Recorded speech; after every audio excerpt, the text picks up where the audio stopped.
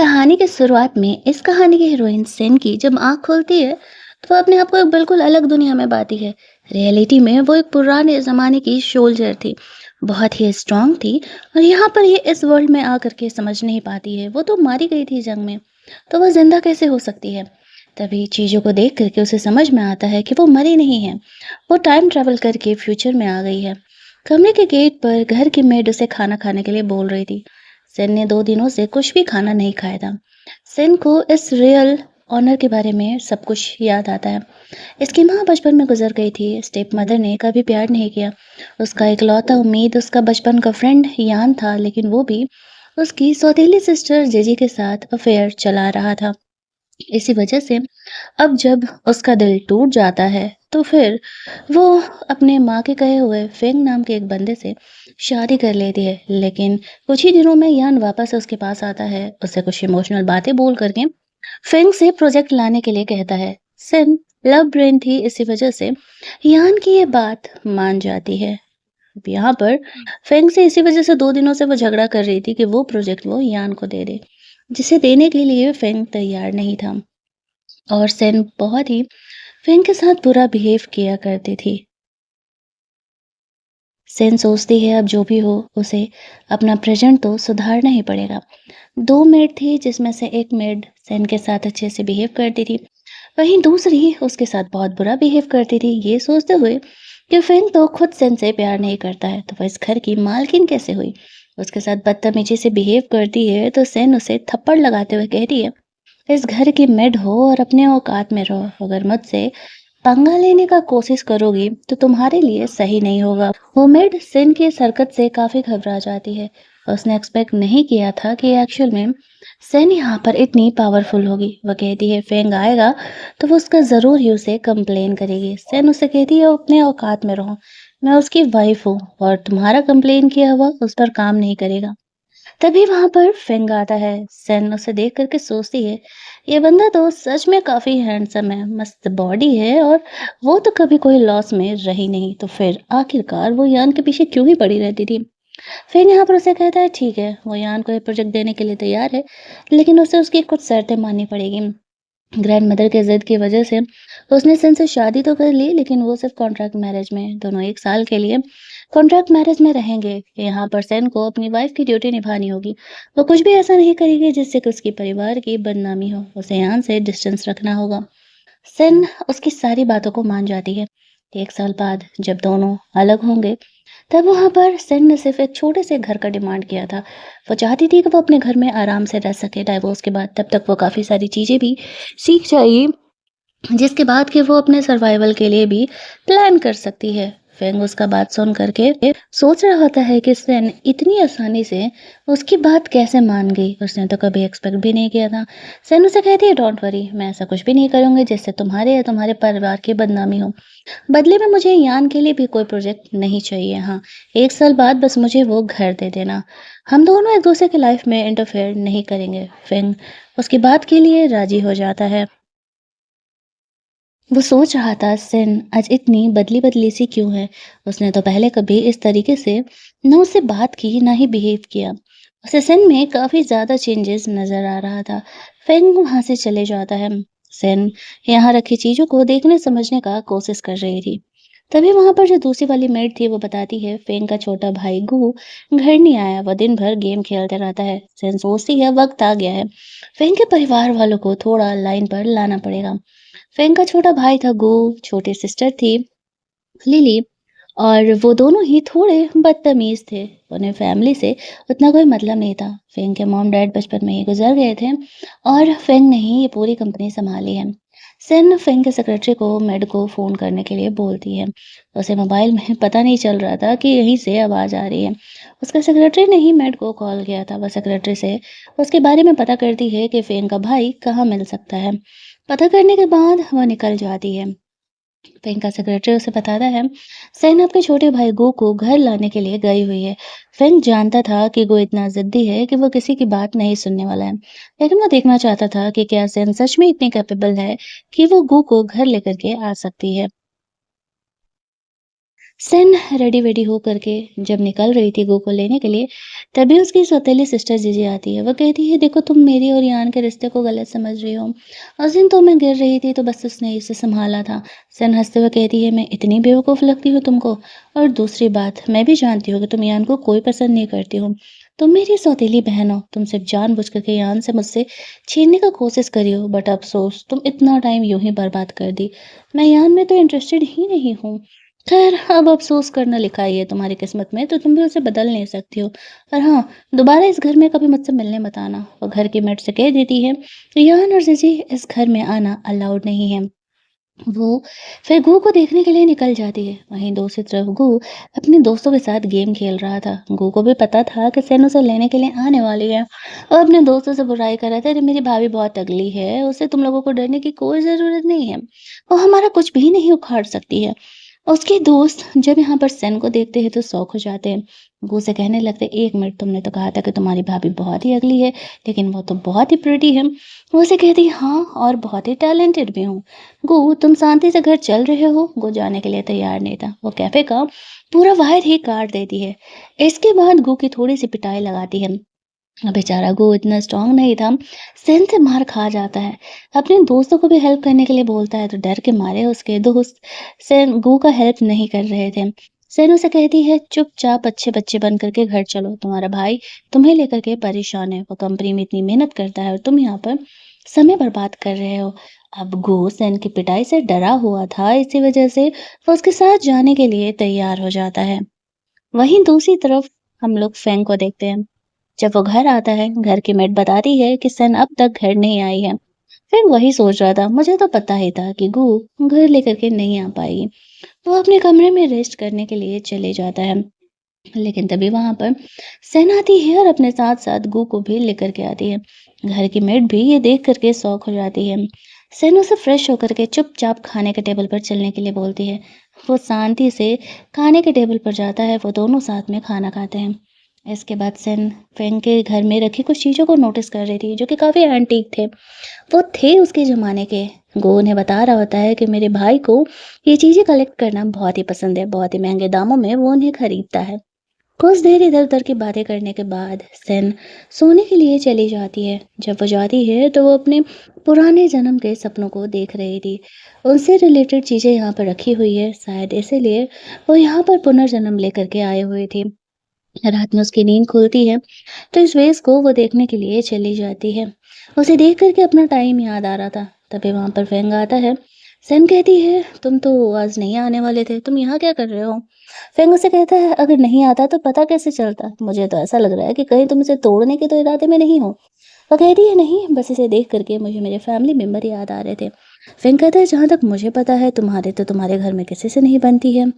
Sam को अपने family members याद आ रहे थे, ना कि इस जन्म के। वह से कहती है, रात काफ़ी हो गई है, मैं सोने जा रही हूँ। उसके जाते ही यहाँ पर फेंग सेक्रेटरी को कॉल करता है और सैन के बारे में सब कुछ पता लगाने के लिए बोलता है। उसे सैन के बारे में एक्चुअल में काफ़ी कुछ चीज़ें नहीं पता थी। अगले दिन फेंग की बहन लिली ग्रैंडफादर को मनाने का कोशिश कर रही थी कि वो फिल्म इंडस्ट्री में काम करना चाहती है, लेकिन वो दुनिया उतनी सही नहीं है। इसी वजह से ग्रैंडफादर इस बात के लिए मान नहीं रहे थे।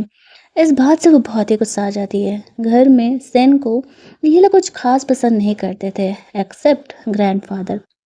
तभी वहाँ पर सेन आती है। ग्रैंडफादर ने सेन के लिए बहुत सारे गिफ्ट्स लेकर के आए हुए थे। सेन कहती है, ग्रैंडफादर मुझे इन चीज़ों की ज़रूरत नहीं है।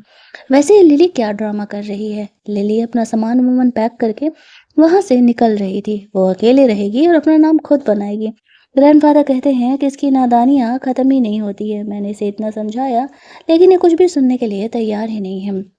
सेन कहती है, ग्रैंडफादर आपको ज़्यादा फिक्र करने का ज़रूरत नहीं है, मैं इसे संभाल लूँगी, लेकिन आपको मेरी छोटी सी मदद करनी होगी। ग्रैंडफादर सेन का हेल्प करने के लिए तैयार हो जाते हैं।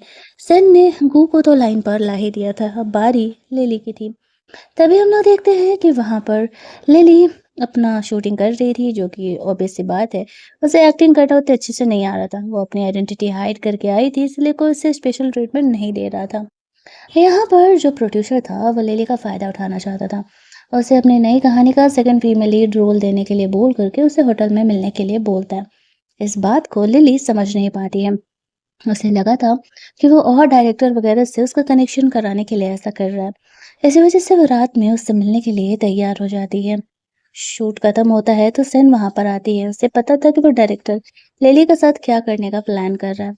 जब वो डायरेक्टर रात में कमरे में जाता है तो लिली गार्ड्स लेकर के सेन के साथ उसका इंतजार कर रही थी। उसकी पिटाई वटाई लगाती है और उसे एहसास हो गया था कि उसने बिना किसी कनेक्शन का, बिना किसी नॉलेज का यहाँ आकर के गलती कर दी है। वो सेन को हेल्प करने के लिए बोलती है। सेन कहती है ठीक है, वो उसका हेल्प करने के लिए तैयार है, लेकिन पहले वो ये बताए कि वो इसी इंडस्ट्री में क्यों आना चाहती है। लिली कहती है उसे एक्टिंग पसंद है और वो अपने ग्रैंडफादर के नाम के बिना कुछ अपना खुद का करना चाहती है। इसी वजह से वो यहाँ पर आई हुई थी। सेन उसकी फीलिंग को समझती है और कहती है ठीक है, वो उसकी मदद करने के लिए तैयार है और वो ग्रैंडफादर को भी मना लेंगे ताकि वो लिली को अलाउ करे इस इंडस्ट्री में काम करने के लिए। लिली इस बात से खुश हो जाती है और कहीं ना कहीं वो सेन को मानने लगती है। वो सोचती है मेरी भाभी इतनी भी बुरी नहीं है जितना कि बुरा मैंने उसके बारे में सोचा था। इसके बाद वो दोनों घर के लिए निकलते हैं। वो यहाँ पर फिंग के सेक्रेटरी को कॉल करती है, अभी का सिचुएशन समझाती है और साथ ही में उसे लिली का मदद करने के लिए बोलती है। ये सारी बातें यहाँ पर फिंग सुन रहा था। फिंग यहाँ पर लिली का मदद करने के लिए तैयार हो जाता है। वो जानता था कि सिन ने ये सब कुछ सोच समझ कर ही किया होगा। वो उसे लेकर के घर पहुंचती है। लिली डरी हुई थी कि घर वाले उसे डांटेंगे, लेकिन सन कहती है तुम्हें कोई कुछ नहीं बोलने वाला है। फेंग अपने सेक्रेटरी के साथ वहां पर आता है। वो देखता है कि उसका एक्स यान सेन से बात करने के लिए आया है। सेन लिली को अंदर जाने के लिए बोलती है, उसे यान से पर्सनली कुछ बात करना था। तो यहाँ पर उनकी बातों को सुन रहा होता है। यान सेन को एक्सप्लेन करने का कोशिश कर रहा था। सेन उसे एक बात क्लियर कर देती है, देख भाई तूने धोखा दिया, हमारा रिलेशन खत्म और अब मैं फिंग से लीगली मैरिड हूँ, तो और भी सी बात है, मैं उसे चीट तो कभी किसी हालत में नहीं करने वाली हूँ। उसकी पिटाई लगाते हुए कहती है दोबारा अगर अपनी शक्ल दिखा दी तो ये तुम्हारे लिए बेहतर नहीं होगा। फिंग इन चीजों को देख रहा था। वह समझ जाता है कि सिन सच में बदल गई है। वो सिन की यहाँ पर मदद करने के लिए जाता है और साथ ही में यान को वहां से जाने के लिए बोलता है, ये कहते हुए कि दोबारा यहाँ मत ही आना। अब यान को लगने लगता है कि क्या फिंग और सिन सच में एक दूसरे के साथ अब एक रियल हस्बैंड वाइफ की तरह रह रहे हैं। घर जाने पर गोभी यहाँ पर आया हुआ था। दोनों भाई बहन आपस में बच्चों की तरह लड़ने झगड़ने लगते हैं। यहाँ पर जो गू था, अब ना वो सेन को हराने का प्लान बना रहा था। उसने उसकी पिटाई जो लगाई थी। लिली के यहाँ पर आने पर पता चलता है कि फेंग ने उसका हेल्प कर दिया है और वो डायरेक्टर अब कभी भी डायरेक्शन मूवीज का नहीं कर पाएगा। सेन अपने कमरे में जाने लगती है और फेंग से बात करने के लिए ज्ञान जाता है। वो ना उससे कंपनी के कुछ शेयर्स या पैसे मांग रहा था ताकि वो अपने लिए एक मार्शल आर्ट की टीचर रह सके। सेन ने उसे इस तरीके से पिटाई लगाया था तो वो अपनी बेइज्जती का बदला लेना चाहता था। फेंग उसे साफ तौर से मना कर देता है, ये कहते हुए कि अगर तुम्हें मार्शल आर्ट सीखना ही है तो उससे सीखो जिसने तुम्हें हराया है, यानी कि सेन ने। मैं तुम्हें इस चीज़ के लिए पैसे नहीं देने वाला हूँ। रात में जब वो फ्रेशन अप हो रहा था तभी सेन उससे कमरे में मिलने के लिए आती है। वो फिंग से डील करने के लिए आई थी। वो उससे कहती है देखो मेरे पास तुम्हें देने के लिए मेरे खुद के अलावा कुछ नहीं है। बदले में तुम लिली की मदद करो, ग्रैंडफादर से बात करो कि वो तुम्हें मूवी के लिए अलाउ करें। ये कहते हुए वो फिंग को किस कर लेती है। फिंग ऐसे दिखा रहा था जैसे कि वो नॉर्मल है और उसे इन चीज़ों की आदत है यहाँ पर। उसे किस करने के बाद फिंग लिली की मदद करने के लिए तैयार हो जाता है। उसे कहता है कि ठीक है, वो लिली के लिए ग्रैंडफादर से बात करने के लिए रेडी है। सेन सोचती है ये इतनी आसानी से मान गया और फेंग सोच रहा था कि क्या वो उसकी फैमिली वालों को इतना सीरियसली ले रही है। कुछ इधर उधर की बातें करने के बाद वो अपने कमरे में आराम करने के लिए जा रही थी। फेंग सेन को उसका नया मोबाइल फ़ोन देता है और कहता है कुछ भी हो तो तुम मुझे डायरेक्ट कॉल कर सकती हो। अगले दिन फेंग अपनी बहन लिली को बताता है कि ग्रैंडफादर ने तुम्हें अलाउ कर दिया है, तुम मूवीज कर सकती हो। वो ये सुन करके खुशी से उसे गले लगा लेती है। फेंग कहता है अगर थैंक्स कहना है तो अपनी भाभी सेन को कहो, मुझे नहीं। ये सब कुछ सेन की ही वजह से हुआ है। लिली अपने भाई से माफी मांगती है और बोलती है उसे पता है कि उससे गलती हुई है, वो दोबारा ऐसा कोई भी बिना जिम्मेदारी वाला काम नहीं करेगी। लिली को लग रहा था कि एक्चुअल में यहाँ पर उसे डायरेक्ट ही मूवी बनाने का काम मिलेगा। लेकिन यहाँ पर ऐसा नहीं था। सेन उसे पहले काफ़ी कुछ चीज़ों के क्लासेस लेने का ऑर्डर देती है। वो कहती है कि पहले तुम्हें डांसिंग, एक्टिंग सीखनी होगी, तो ही तुम मूवी के रोल्स के लिए ऑडिशन दोगी। ये कहते हुए वो लिली को ये सब कुछ सीखने के लिए भेज देती है। लिली के पास और कोई ऑप्शन नहीं था उसकी बात मानने के अलावा, वरना उसे ये मूवीज़ भी करने नहीं मिलेंगे। वहीं दूसरी तरफ हम लोग देखते हैं कि जब ये बात गो को पता चलता है कि फेंग ने सेन को उसे एज ए टीचर अपॉइंट किया है, तो वो सोच रहा था यार मुझे तो इससे मार ही खाना पड़ेगा। सेन भी अपने काम से बार बार निकलती है। तब इसे पता चलता है फेंग के अंकल की फैमिली यहाँ पर आई हुई है। फेंग के अंकल की फैमिली सेन को पसंद नहीं करते थे। इनफैक्ट वो लोग फेंग को भी कुछ खास पसंद नहीं करते थे, क्योंकि वो कंपनी बहुत ही अच्छे तरीके से हैंडल कर रहा था। इसी वजह से सेन वहाँ पर पहुँचती है। वो लोग सेन से बहुत ही बदतमीजी तरीके से बिहेव कर रहे थे। उन्हें लगा था कि सेन पहली वाली है और वो ये सब कुछ झेल लेगी, लेकिन ये वाली सेन उल्टे पलट के उन्हें जवाब देती है। बात बहुत ज़्यादा ही बढ़ जाती है। जो फेंग का कज़न ब्रदर था, वो सेन पर हाथ उठाने के लिए आगे बढ़ता है। सेन उसकी पिटाई लगा देती है। तब तक वहाँ पर फेंग आ जाता है। वो अपनी फैमिली को कहता है कि सेन मेरी वाइफ है, और अगर दोबारा इसके साथ ऐसी बदतमीजी हुई, बेइज्जती हुई, तो वो ये चीज़ें बर्दाश्त नहीं करेगा। उसके अंकल की फैमिली को वहाँ से निकाल दिया जाता है। साथ ही में सेन उस घर की मेड को भी जॉब से निकाल देती है, ये कहते हुए कि इसकी बहुत ही बदतमीजियाँ बढ़ गई हैं। बाहर जाकर के ये लोग भी सोच रहे थे कि ये सेन को हो क्या गया है, वो इतनी बदली-बदली सी है। इधर गू गेम खेल रहा था, क्योंकि वो मिलिट्री के लिए जाने वाला था अगले 1 साल के लिए। तभी उसे पता चलता है उसके अंकल की फैमिली घर आई है। वो समझ जाता है वो लोग सेन को ज़रूर ही परेशान करेंगे, तो वो जल्दी-जल्दी सेन की हेल्प के लिए घर निकलता है। इधर सेन सेन से कहता है सॉरी मुझे आने में थोड़ा देर हो गया। सेन कहती है अरे ये हमारे टाइम के लड़ाई के कंपेयर में तो कुछ भी नहीं है। मुझे इनसे निपटने में कोई प्रॉब्लम नहीं है। वह कमरे में चली जाती है। गोवा के फ्रेंड से पूछ रहा था कि भाई तुम्हें कुछ करना पड़ेगा। ये हमारे फैमिली मेंबर भाभी को कैसे ही ऐसे परेशान कर सकते हैं। धीरे-धीरे सबने सेन को अपना लिया था। अगले कुछ दिनों में गू मिलिट्री के लिए जाने वाला था, केवल और केवल सेन की बात मान करके। वो यहाँ पर उससे बात करने के लिए जाता है। बताता है कि तुम्हें कोई भी प्रॉब्लम हो, घर वाले कभी भी परेशान करे, तो मुझे बताना। सेन कहती है इसके लिए तो तुम्हें काफ़ी स्ट्रांग होना होगा, और इसी वजह से तो मैं तुम्हें मिलिट्री में भेज रही हूँ ना। तुम 1 साल के लिए वहाँ जाओ और स्ट्रांग बन कर के आओ। वो इस बात को मान जाता है। फेंग इन चीज़ों को देख रहा था। उसका सेक्रेटरी सेन के बारे में बताता है कि सेन को जो मार्शल आर्ट वगैरह आता है, उसने कभी ये सब कुछ अपने घर में नहीं सीखा है। फेंग को यहाँ पर डाउट होने लगता है कि ज़रूर ही ये सेन नहीं है, बट वो जो भी है वो काफ़ी अच्छी है। और फेंग को धीरे-धीरे सेन में अब बहुत ज़्यादा ही इंटरेस्ट आने लगा था। इधर सेन को ये बात नहीं पता था कि फेंग उसके बारे में पता लगा रहा था। अगले दिन खाने के टेबल पर सारे एक फैमिली मेंबर की तरह बैठ करके खा रहे थे। पहले ऐसा कभी नहीं होता था। यानी कि फेंग, सेन, उसका भाई गू और उसकी बहन लिली, सारे लोग यहाँ बैठ करके साथ में खाना वाना खा रहे थे। तभी वहाँ पर फेंग का सौतेला भाई हुओ आता है। घर में हुओ को कोई भी पसंद नहीं करता था। इट्स ऑब्वियस कि वो सौतेला है, इसी वजह से।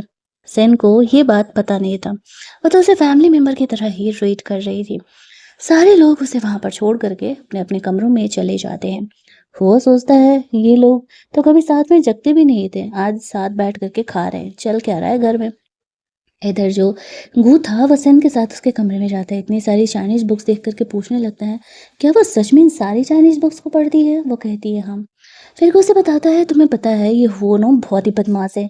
मेरे डैड की एक मिस्ट्रेस थी, मरने से पहले उनकी वो गर्लफ्रेंड हुआ करती थी। उन्होंने हुआ को जन्म दिया और वो हमें बिल्कुल पसंद नहीं करता। हमसे हमारी प्रॉपर्टी छीनने के लिए वो यहाँ पर आया हुआ है। लेकिन ज़ेन को ऐसा नहीं लगता है। ज़रूरी नहीं है कि अगर कोई इंसान सौतेला है तो वो बुरा ही हो। तभी वहाँ पर हुआ सेन से मिलने के लिए आता है। वो पहली बार उससे मिल रहा था तो वो उसके लिए एक प्यारा सा प्लांट लेकर के आया हुआ था।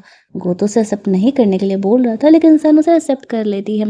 गो उसे बदतमीजी से बिहेव कर रहा था तो वो उसे ही डाँटते हुए वहाँ से जाने के लिए बोलती है। वो गुस्सा करके बाहर निकल जाता है और फिर सेन भी अपने कमरे में चली जाती है।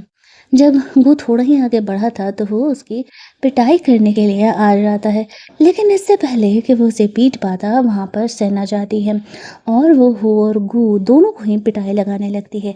ये कहती है, तुम लोगों को नहीं लगता है कि आपस में लड़ने के लिए तुम दोनों कुछ ज़्यादा ही छोटे हो और यहाँ पर हमेशा ही तुम लोग सिर्फ लड़ते रहते हो। उनकी अच्छी खासी पिटाई यहाँ पर सेन लगाती है ताकि उनका दिमाग सही जगह पर आ जाए और यहाँ पर वो इस तरीके से कभी भी आपस में कोई बकवास ना करें। अब यहाँ पर वो भी इनकी फैमिली की कंप्लेन ही कर रहा था। उसने कभी एक्सपेक्ट नहीं किया था कि सन एक्चुअल में उन्हें पीटने वाली है, लेकिन गू को तो इस बात की आदत सी हो चुकी थी। सिन पिटाई तो उनको लगा देती है, लेकिन वो नोटिस करती है कि एक्चुअल में जो वो है उसे फिजिकली कुछ प्रॉब्लम है। उसके हाथों में एक अजीब सा दर्द है, वो इस चीज़ को देख पा रही थी। उसे उस पर तरस आ रहा था। ग्रैंडफादर यहाँ पर आए हुए थे दोनों भाइयों की लड़ाई को सुलझाने के लिए, लेकिन जब वो देखते हैं कि सैनी यहाँ पर चीज़ों को अच्छे से संभाल रही है तो फिर वो उसे ही संभालने के लिए छोड़ देते हैं। जीजी भी यहाँ पर आती है, लिली भी यहाँ पर आती है। उन दोनों को ऐसे मार खाते हुए देख करके उसे तो बहुत ही मज़ा आ रहा था। सेन उन्हें समझाती है, देखो तुम दोनों भाई हो, भले हो तुम्हारा सौतेला भाई है, लेकिन वो इसी घर में रहता है तो हमें उसके साथ अच्छे से बिहेव करना होगा। ये सब कुछ वो देख करके यहाँ पर जाती है फेंग को कॉल करने। उस समय फेंग लेट नाइट काम कर रहा था। उसे लगता है कि वो उसे घर बुलाने के लिए फ़ोन की होगी, लेकिन सेन उसे एक साइकियाट्रिस्ट का नंबर मांगती है। वो कहती है कि हुगो को ज़रूर ही कुछ प्रॉब्लम है और वो उसके उस डॉक्टर से बात करना चाहती है। फेंग उसे कहता है ठीक है, वो उसके एड्रेस दे रहा है। सेन इतनी बदल कैसे गई? सेन कहती है बस यूं समझ लो कि अब मुझे होश आ गया है। यहाँ पर फ़ोन रखते ही फेंकी जो सेक्रेटरी थी वो उस पर लाइन मारा करती थी। वो उसे डॉक्यूमेंट्स के बहाने मिलने का आने की कोशिश करती है, लेकिन उसका दूसरा सेक्रेटरी उसे रोक लेता है। फेंग ने साफ तौर से कहा था कि कोई भी फीमेल इंटरेक्शन जो किस तरीके का हो वो कभी अलाउड नहीं करेगा। उस लड़की को डांट करके वो सेक्रेटरी वहाँ से भेज देता है। अगले दिन सेन रेडी वेडी हो करके निकलती है। वहाँ पर उसे उस डॉक्टर से मिलना था। वो जब ये देखता है तो वो उसे फॉलो करते हुए जाता है। उसे डाउट था कि सेन कहीं अपने एक्स यान से तो मिलने के लिए नहीं जा रही। वो डॉक्टर से मिल करके भी निकली ही थी कि वो उस पर ब्लेम लगाने लगता है। यान के साथ पहले का फोटो दिखाते हुए कहता है, सोचो मैंने अगर ये फेंग को दिखा दिया तो क्या होगा। सेन यहाँ पर उसकी वापस से पिटाई लगा देती है, ये कहते हुए कि तुम्हें नहीं लगता है कि तुम मेरे एक छोटे भाई की तरह हो और तुम्हें तुम्हारी लेवल में रहना चाहिए। तुम मुझे ही ब्लैकमेल करने का कोशिश कर रहे हो और भला मैं हॉस्पिटल में यान से मिलने के लिए क्यों ही आऊंगी। इस जिस डॉक्टर से सेन बात करके आई थी वो ये आवाज़ों को सुन करके बाहर आती है। वो कहती है क्या चल रहा है, तो वो उसे थोड़ा बदतमीजी से जवाब दे देता है कि अपने काम से काम रखो। सेन उसे वापस से पिटाई लगाते हुए उस डॉक्टर को सॉरी बोलने के लिए कहती है, क्योंकि आप किसी से बदतमीजी से बिहेव नहीं कर सकते थे। फूफू को वो सच में बड़ी बहन की तरह उसे सबक सिखाती है तो वो उसे सॉरी बोलता है। इसके बाद वो उसे चुपचाप घर चलने के लिए बोलती है। फूफू उसे फॉलो करते हुए घर निकल जाता है। कुछ कर भी नहीं सकता था। इधर फेंग अपनी कंपनी संभाल रहा था। मीटिंग में उसे पता चलता है कि सन ने आज क्या किया है तो वो मन ही मन बहुत खुश होने लगता है। मीटिंग फिनिश करके घर के लिए निकलता है। रास्ते में वो सेन से मैसेज में बात करते हुए जा रहा था, तभी वो सेक्रेटरी वापस से आती है। फैंग से कहती है कि वो उसे प्यार करती है। फैंग कहता है, देखो शांति से काम करना है तो काम करो, अदरवाइज मैं यहाँ पर तुम्हें जॉब से भी निकलवा दूंगा।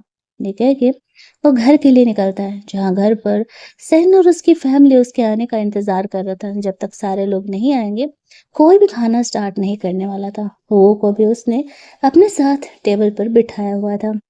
सारे लोग आ जाते हैं। फेंग को थोड़ा लेट था। फेंग यहाँ पर आता है, देखता है कि सारे उसका इंतजार कर रहे हैं तो वो जल्दी जल्दी टेबल पर चले जाता है। इसके बाद वो लोग सब एक फैमिली मेंबर की तरह साथ में बैठ करके खाना खा रहे थे। फेंग को अच्छा लगता है कि वो हुओ को भी उतना ही रिस्पेक्ट दे रही है जितना कि गू को इस घर में रिस्पेक्ट मिलता है। वो एक सौतेला लड़का है, इसमें उसकी भला क्या ही गलती है। लेकिन हू और गू दोनों छोटे बच्चों की तरह आपस में हमेशा ही लड़ते रहते थे। सेन की एक सबक की वजह से दोनों चुपचाप बैठ करके खाने लगते हैं। और कर भी कह सकते थे। रात में ग्रैंडफादर का फोन आता है। वो हू के बारे में पूछते हैं तो सेन कहती है कि वो हमारे घर का हिस्सा है। वो सिर्फ़ अपनी माँ से मिलने के लिए बाहर जा सकता है, बाकी वो पूरा समय चाहे तो हमारे घर में रह सकता है। ये बात वो सुन लेता है, वो समझ जाता है कि ज़ैन उसकी भलाई ही चाहती है। फ्लैशबैक में वो याद करने लगता है उसकी माँ ने सिर्फ़ और सिर्फ़ उसका इस्तेमाल किया है, उसे पैदा करके वो सच में कंपनी के शेयर से उनसे निकलवाना चाहती थी। अब तक बहुत सारे पैसे तो वो उनसे ले चुकी है, वो अपनी माँ से तंग आ चुका है, लेकिन उनसे रिश्ता तोड़ने का उसे हिम्मत नहीं है।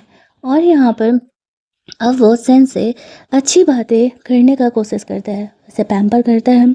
उसे कहीं जाना था तो वो उसे अपने साथ लेकर के जाता है। वो एक्चुअल में लिली और गू को रिसीव करने के लिए गई हुई थी। साथ ही में जब वो दोनों लौटते हैं तो गू हू के साथ जाना नहीं चाह रहा था, लेकिन उसके पास कोई ऑप्शन नहीं घर था। लौटने पर फेंग यहाँ पर देखता है कि सेन उन तीनों को साथ लेकर के आई है। वो उसे थैंक्स बोलता है क्योंकि वो उसके परिवार को एक करने का काम कर रही है। सेन कहती है, मैंने कहा था मैं जब तक हूँ तुम्हारे साथ तब तक तुम्हारी फैमिली के लिए मुझसे जितना बन पाएगा मैं ज़रूर ही करूँगी। अगले 1-2 दिन ऐसे ही बीतते हैं। उसकी माँ अब हो से मिलने का ड्रामा ढूँढ रही थी। सेन हो को समझाती है, देखो ये जंग तुमको खुद ही लड़ना होगा। ये तो तुम अच्छे से जानते हो वो तुम्हारी माँ है। डिसीज़न तुम्हारा है, तुम्हें अपनी माँ के साथ रहना है या हमारे साथ।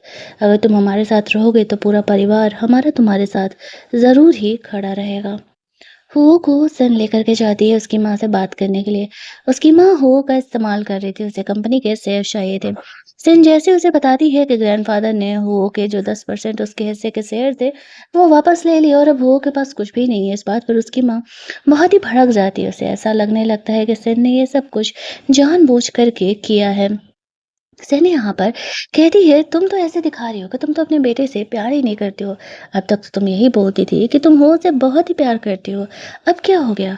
हो ठीक है, अब तुम अपनी माँ के साथ रह सकते हो। वह कहती है, ऐसा कैसे हो सकता है? ग्रैंडफादर ने मुझसे वादा किया था, ये उनके घर का पोता है और ये उसे बिना शेयर्स के नहीं रख सकते हैं। इस बात पर सैनो से कहती है, हमारे पास लड़कों की कमी नहीं है। तुम वैसे भी हुओ को लेकर के कुछ ज़्यादा ही ड्रामे करती थी, इसी वजह से हमने उसे घर से निकाल दिया। ये कह के वहाँ से चली जाती है। फ्रेंक को कॉल करती है, मैंने अपना काम कर दिया है, बाकी तुम सँभाल लेना। और इधर वो सब कुछ ठीक कर रहा था।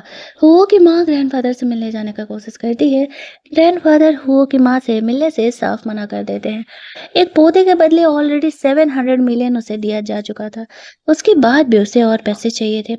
वो अपने बेटे हुओ की पिटाई करने लगती है। वो कहता है, अब तक मुझे ये गलतफ़हमी थी कि तुम मेरी माँ हो, तुम मुझसे प्यार करती हो, लेकिन तुम तो सिर्फ़ और सिर्फ़ मेरा इस्तेमाल कर सकती हो।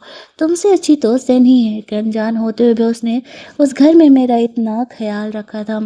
यहाँ पर उसकी माँ हो की इतनी पिटाई लगाती है कि उसे हॉस्पिटल भेज दिया जाता है।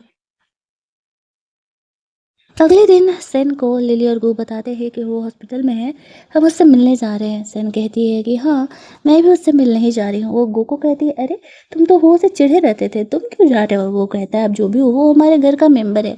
माना कि मैं उसे पसंद नहीं करता, लेकिन मैं उसे ऐसे हॉस्पिटल में अकेले नहीं छोड़ सकता। उसे सेव करने के लिए मैं अपने हिस्से के शेयर्स भी उसे देने के लिए तैयार हूँ। जो वो प्यार फैमिली मेंबर में देखना चाहती थी, फाइनली उसे दिख रहा था। फिन भी उनके साथ जाता है। हॉस्पिटल जाने पर बेचारा वो हॉस्पिटलाइज़ था। फाइनली उसने अपनी माँ से सारे रिश्ते नाते तोड़ दिए थे। वहाँ जाने पर गू हुओ से कहता है, माना कि मैं तुम्हें पसंद नहीं करता हूँ, लेकिन तुम्हें ज़िंदा रखने के लिए ताकि मैं तुमसे बाद में लड़ सकूँ, मैं तुम्हें अपने हिस्से का शेयर देने के लिए तैयार हूँ।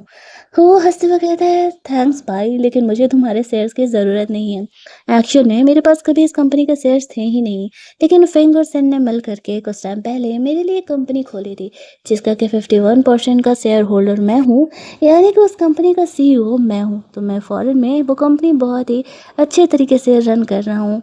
गू सोचने लगता है कि उसके साथ तो नाइंसाफ़ी हुई है। उसे सिर्फ़ कंपनी के 10% शेयर मिले हैं और इसे कंपनी का सीईओ बना दिया गया है। वो बच्चों की तरह ज़िद करने लगता है। इस बात पर सेन उसे समझाती है कि तुम एक बार अपना मिलिट्री वाला 1 साल का ट्रेनिंग पूरा करके आ जाओ, फिर हम देखेंगे कि तुम्हें कहाँ जॉब पर रखना है। इधर लिली भी अपनी क्लासेज पूरी कर लेती है। धीरे-धीरे वो भी हॉस्पिटल से ठीक हो रहा था। वो उसका ख़्याल कर रहा था। मतलब ओवरऑल फिंग की फैमिली में जितने इश्यू चल रहे थे, वो सब कुछ रिज़ॉल्व होते जा रहे थे। सेन धीरे-धीरे इस दुनिया में काम करना सीख रही थी। फाइनली फेंग भी सेन से अब प्यार करने लगा था। लिली के सारे क्लासेस कंप्लीट हो चुके थे, वो पूरी तरीके से ठीक हो चुका था और गो अब ट्रेनिंग के लिए जाने वाला था। वह तीनों को अपने अपने काम के लिए भेज देती है। तीनों को जाने से पहले कुछ कुछ गिफ्ट सेन ने उन्हें दिए थे, जो कि आगे चल के उनके काम आने वाले थे। तीनों ही यहाँ पर काफ़ी इमोशनल हो जाते हैं। उन्हें ऐसा लग रहा था कि वह सच में इस बार घर से जा रहे हैं। सबसे इम्पोर्टेंट वो तो इस घर को मिस कर रहा था। यहाँ पर फेंग उनके जाने के बाद सेन को एक चैरिटी कंपनी का सीईओ बनाते हुए कहता है, मुझे लगता है कि तुम ये काम बहुत ही अच्छे से संभाल लोगी। डोंट वरी, अगर 1 साल बाद हम अलग भी होते हैं तो यहाँ पर तुम्हें ये पोजीशन नहीं छीना जाएगा। सेन उसे अच्छे से पढ़ती है। ये चैरिटी अनाथ बच्चों, बूढ़े लोगों की मदद करने वाली कंपनी थी। दैट्स वाई वह इस बात के लिए राजी हो जाती है। इन चक्करों में फेंग और सेन के रिलेशनशिप भी काफ़ी ठीक हो चुके थे। धीरे धीरे और वक्त बीत रहा होता है। सेन अपनी कंपनी को बहुत ही अच्छे तरीके से संभाल रही थी। फेंग अपना बिजनेस ट्रिप वगैरह कर रहा था। एक दिन वो बिजनेस ट्रिप से लौट रहा होता है, थोड़ा जल्दी ही सेन से मिलने के लिए। जब वो उनकी कंपनी में जाता है तो देखता है सेन यहाँ पर कंपनी बहुत ही अच्छे तरीके से संभाल रही है। उसे डिस्टर्ब नहीं करता है। वो चुपचाप बैठ करके उसे काम करते हुए देखने लगता है और सो जाता है। सेन यहाँ पर उठ करके उसे अपना जैकेट दे रही थी, तभी फेंग की नींद खुल जाता है। उसे कहती है, I'm सॉरी, मेरी वजह से तुम्हें कुछ ज़्यादा ही इंतज़ार करना पड़ा। वो कहता है, नहीं, यहाँ तुम सामने थी तो मुझे नींद सच में काफ़ी अच्छी आई। फिर वो उसका हाथ पकड़ करके उसे वहाँ से ले करके जाती है। दोनों पार्किंग लॉट में पहुँचते हैं, तभी वहाँ पर वो सेक्रेटरी आ जाती है। वो बोलने लगती है कि मैं तुमसे कहीं ज़्यादा अमीर हूँ और मैं ही फेंग को डिजर्व करती हूँ। सेन हंसते हुए कहती है, तुम्हारी जैसी लड़कियाँ हमारे ज़माने में भी होती थी और हम तुम्हारे जैसे लोगों को बिल्कुल भी भाव नहीं देते थे। फिर सेन के साथ वहाँ से चले जाता है। वो मन में सोच रहा था कि क्या सेन उससे इतने दिन साथ रहने के बाद थोड़ा भी उसके लिए कुछ फील नहीं करती है। उस लड़की ने आकर के उसे कन्फेस किया कि वो फेन से प्यार करती है और फिर भी यहाँ पर सेन ने उसे कुछ भी नहीं बोला। इट मीन्स कि वो उससे भी प्यार नहीं करती है। अगले दिन सेन का हेल्प करने के लिए फेंग उसके डैड को घर बुलाता है और कहता है चुपचाप 2/3 ऑफ शेयर सेन के नाम कर देने के लिए। उसके डैड डर के मारे, जो सेन एक्चुअल में डिजर्व करती थी क्योंकि ये कंपनी भी उसकी माँ की थी, इसी वजह से 3 में से 2 हिस्सा सेन को शेयर्स दे देते हैं। सेन ये बात जान के खुश होती है इस रियल वर्ल्ड की, जो उस लड़की की माँ थी। फाइनली अब उसके शेयर्स सेन के पास थे। धीरे धीरे सेन अपना काम बहुत ही अच्छे तरीके से कर रही थी। अपनी कंपनी को बहुत ही अच्छे तरीके से संभाल रही थी। अनाथ बच्चों और बूढ़े लोगों की काफ़ी मदद कर रही थी। सारे उसके काम से बहुत ही खुश थे। धीरे धीरे वक्त बीत जाता है। 1 साल का समय आ जाता है। गो ने अपनी ट्रेनिंग कंप्लीट कर ली थी। लिली अब बहुत ही ज़्यादा फेमस एक्ट्रेस बन चुकी थी क्योंकि उसने बहुत ही अच्छा काम किया था। एडाफेंग की भी कंपनी बहुत अच्छी चल रही थी। वहीं दूसरी तरफ वो भी यहाँ पर अब अपनी कंपनी परफेक्ट तरीके से संभाल रहा था। यहाँ पर फेंग को पता चलता है सेन ने जो उसे टाई गिफ्ट किया था, जिस पर कि एम्ब्रॉयडरी बना हुआ है, वो बहुत ही पुराने ज़माने का है। उसे डाइट होने लगता है कि सेन इस दुनिया की नहीं है। 1 साल बाद वो लोग फैमिली रियूनियन के लिए मिलते हैं। फेंग और सेन जब यहाँ पर आते हैं तो सेन उन तीनों को देख करके बहुत ही खुश थी। सारी अपनी अपनी चीज़ों को बता रहे थे कि उन लोगों ने क्या क्या अचीव किया है। सेन यहाँ पर फेंग को एक गिफ्ट देती है। वो बहुत दिनों से एक लेबल जो है खरीदना चाह रहा था, एक स्टैम्प खरीदना चाह रहा था। उसे देख कर के वो काफ़ी इमोशनल हो जाता है। सेन को उसके रियल पार्टनर बनने के लिए प्रपोज कर देता है। सेन उसे हाँ कह देती है। दोनों एक दूसरे को किस करते हैं और हमारी ये कहानी यहीं पर एंड हो जाती है। अगर आपको कहानी अच्छी लगी होगी तो वीडियो को लाइक और शेयर करना मत भूलना। चैनल को सब्सक्राइब कर लेना ताकि नए वीडियोज़ के नोटिफिकेशन आपको मिलते रहें। चलिए जल्दी से मिल लेते हैं हम लोग एक और नई कहानी के हिंदी एक्सप्लेनेशन में।